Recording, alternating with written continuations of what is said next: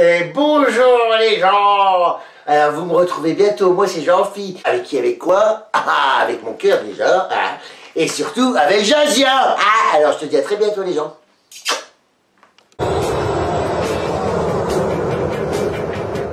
J'ai toujours rêvé d'être pilote, moi. Dire à vous la tour, ici l'avion, à vous la tour, ici l'avion. Mais j'étais tellement conne, je fais une hôtesse de l'air. Je dis poulet, poisson, poulet, poisson. J'ai gommé mon accent, je parle bien, je fais bonjour, bienvenue à bord. Et puis t'entends, ça revient, un verre d'eau, hein. Depuis quand, truc des paysans dans les avions. Bah, puis qu'on transporte des bœufs. Salut Jean-Phi. Bonjour. Alors, est-ce qu'il faut dire Jean-Phi Janssen ou Jean-Phi tout court? Alors écoute, dans l'absolu, j'aime bien Jean-Phi, responsable. Et Jean-Phi Janssen, c'est pour compléter, si tu veux, pour savoir. C'est pour tes parents, allez, vas-y, dis-moi la vérité là. Oui, j'ai voulu mettre Janssen sur la fiche pour que les parents voient leur nom. Mais sinon, moi, c'est Jean-Phi. Tes parents sont fiers de ton parcours? Ouais, ils sont contents. C'est vrai? Ils sont rassurés surtout parce qu'ils se sont fait, je pense qu'ils se sont fait beaucoup de soucis. Ouais. Quand j'ai dit, je quitte Air France pour faire une carrière artistique, mon père qui était ouvrier. Ça rassure jamais à l'artistique. Mon père qui était ouvrier syndicaliste toute sa vie, il a dit, mais il est cinglé. Il dit, il est fonctionnaire, il va faire ça à la banque. Et ma mère a dit, mais puisque je te dis qu'il va percer, le gamin.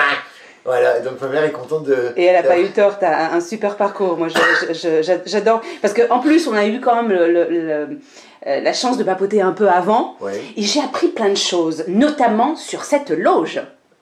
Ah, et oui, la loge, elle a quand même une histoire. Il y a une âme ici, madame. C'est une loge qui a été construite pour Robbie Williams en 90, qui avait exigé qu'on... Donc c'est une extension qu'ils ont construite. Ils avaient tout aménagé avec des lits à baldaquin, des machins, des exigences de vedettes. Et l'autre, écoute-moi bien, il est venu ici, il a tout dézingué, il a fait des partouzes avec ses copains, il y avait du champagne, des capotes, tout partout. Ils ont dézingué la loge. Donc, ils ont tout nettoyé depuis, je te rassure. D'accord, parce que j'étais quand même assise, mais la loge a une histoire, donc même ça c'est amusant. Excellent. Écoute, comment les choses commencent pour toi? Parce que j'ai appris dans la conversation tout à l'heure que c'était pas forcément une vocation. Parce que moi j'ai réalisé, on en parlait tout à l'heure, j'ai réalisé une interview avec Bernard Mabille il y a quelque temps, avec qui on s'est bien évidemment marré. Lui c'était une vocation, voilà. Toi c'était pas du tout le cas. Comment est-ce qu'on fait? Comment est-ce qu'on atterrit, j'ai envie de te dire? Bah, on fait pas, en fait, c'est des rendez-vous avec la vie. Ouais. Des rencontres. Des rencontres, c'est chance, rencontres, talent. Moi, je faisais rire, j'avais envie de faire rire, mais pas forcément un métier, mais pas forcément sur scène. Tu avais quand même du potentiel, j'ai envie de te dire. Oui, mais j'étais un leader dans ma partition, dans les avions, avec les gens, avec ma famille, les repas à table, les mariages qu'on a tous fait. Et c'est les autres qui me le disaient, voilà, en fait. Et c'est à force de me l'entendre dire que jusqu'au jour où une copine m'avait mis au pied du mur en m'inscrivant à un concours d'humoriste. Et j'avais 10 minutes de sketch à écrire. Et avec ce sketch, j'ai traversé toutes les étapes pour arriver au final. Et là, je me suis dit, ah oui, effectivement, il se passe quelque chose. Et donc, j'ai commencé à me pencher sur l'écriture du One Man. Et c'est comme ça que l'aventure a commencé. Jean-Phi décolle, parce que nous on est dans un avion, on décolle, on déconne, il y a tout avec toi. Moi j'ai envie de te poser la question, en fait, et c'est vrai que ça m'intrigue, tu racontes des choses complètement hallucinantes. Est-ce que tu brodes autour ou c'est vraiment des histoires vraies? Non, j'ai la chance que... c'est incroyable. Je m'écoute souvent et pour moi l'aventure est au coin de la rue, ça c'est ma devise. Mais cette phrase m'a emmené dans des situations des fois rocambolesques, parce qu'à force de suivre ses instincts ou de dire c'est au coin de la rue, il va se passer un truc nouveau parce qu'on est excité de vivre quelque chose de nouveau, ça m'a amené dans des anecdotes époustouflantes. Mais je brode un peu, mais l'essentiel est vrai. La base est vraie, ces histoires. C'est mon ressenti qui fait rire, mais la base est vraie. C'est Bouge à Bangkok où je me suis retrouvé coincé. C'était vrai. Oui, c'était vrai.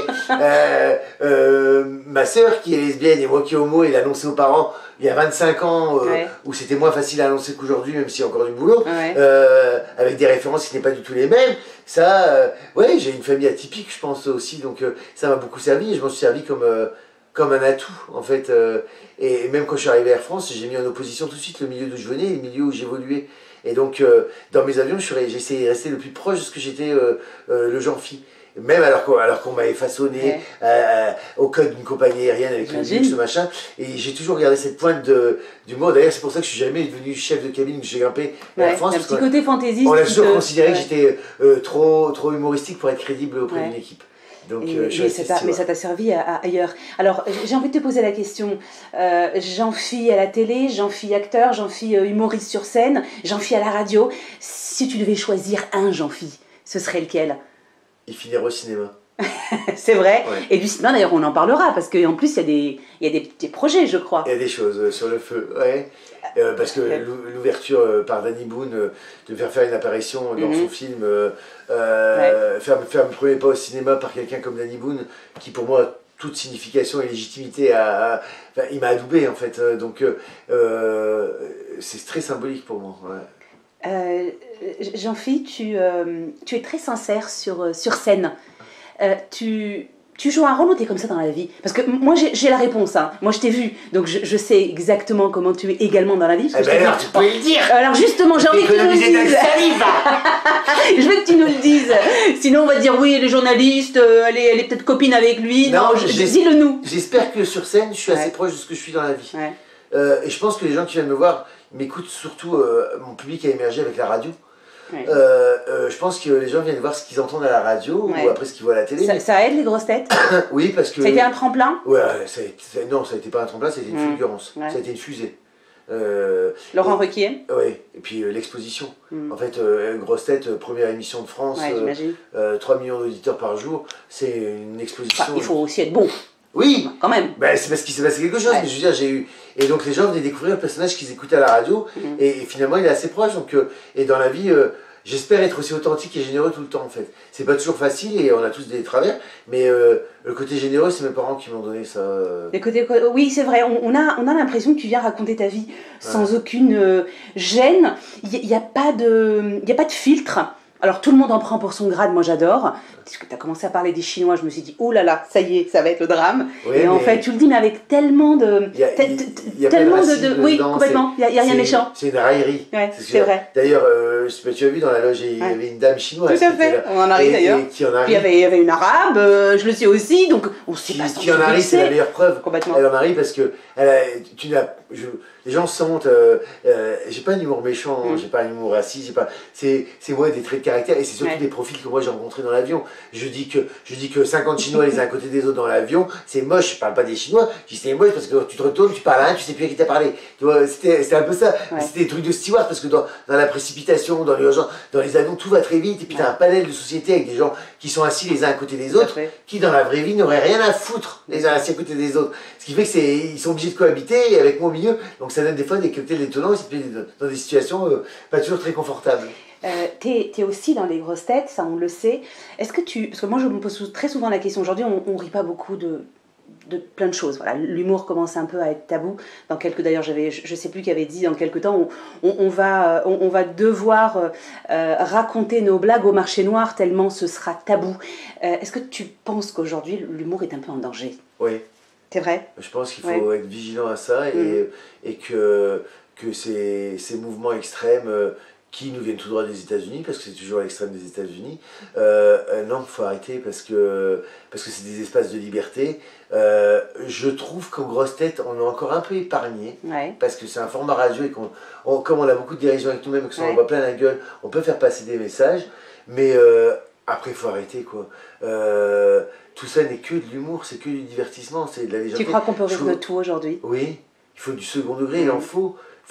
Et c'est ce qui nous permettra de survivre à tout ce qui se passe. C'est vrai que moi, quand je vois par exemple l'époque de Desproges, l'époque de De Vos, l'époque de... Aujourd'hui, on fait des blagues sur lesquelles on peut plus rire. Ça a été les réseaux sociaux, parce que maintenant tout le monde donne son avis sur tout, et tout le monde est juge de tout. Et ce que je veux dire, c'est par exemple, il y a 25 ans, tu sortais une vanne sur un croissant, ou un petit pain au chocolat. Aujourd'hui, tu sors une vanne sur un croissant, il y a forcément une association de défense du croissant. Et du coup, tu vois, donc ça ne s'arrête jamais. Et si tu froisses pas les uns, tu froisses les autres. Ce que tu dis pour pas froisser, va froisser les uns. À un moment, il faut arrêter. C'est juste de ne pas être susceptible et avoir du second degré. C'est que du second degré et personne n'est bizarre. T'as peur que ça s'arrête? Tu te dis pas à un moment donné, merde, mais si ça s'arrête et qu'il n'y ait plus rien? Non, dis-donc. Non, parce que je le fais, il faut que ça reste un plaisir. Et même si tout ça s'arrête demain, j'ai vécu une belle histoire. Et je ne retournerai pas dans l'avion parce que je pense que c'est une partie de ma vie. C'est 20 ans. Je suis autre chose. Mais si ça s'arrête demain, c'est pas grave, j'ouvrirai une baraque à frites au coin de la rue et je m'amuserai autant. Tu pourrais faire de la scène. Tu pourrais faire de la scène dans un avion, hein, ça serait peut-être un projet. Ah, pourquoi pas. Mais toi, t'as été en haut, t'as été en bas, donc t'es très bien en haut et en bas. Ma mère a dit une phrase, elle dit, tu sais, Tcho, elle dit, gamin, Tcho, ça veut dire gamin. Elle dit, tu sais, gamin, hein, elle dit, là, tu montes l'escalier. T'es en train de croiser des gens. N'oublie pas, quand tu vas leur descendre, tu les croiseras dans l'autre sens.